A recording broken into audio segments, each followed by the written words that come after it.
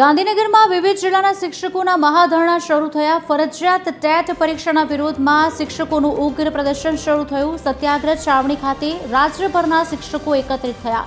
વિરોધ પ્રદર્શનમાં હજુ વધુ શિક્ષકો જોડાય તેવી શક્યતા।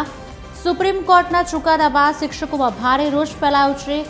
વિવિધ જિલ્લાઓમાંથી મોટી સંખ્યામાં શિક્ષકો ગાંધીનગર પહોંચ્યા। સત્યાગ્રહ છાવણી ખાતે વિશાળ સ્ટેજ અને મંડપમાં શિક્ષકોનો જમાવડો થયો છે। અમે અગાઉ જે અમારા વિરોધના ધરણાના પ્રદર્શનો હતા એ અલગ પ્રકારના હતા। અમારા 15-16 પ્રશ્નો હતા। 22ની વિધાનસભા વખતે 14 પ્રશ્નોનું સોલ્યુશન કરવામાં આવ્યું હતું।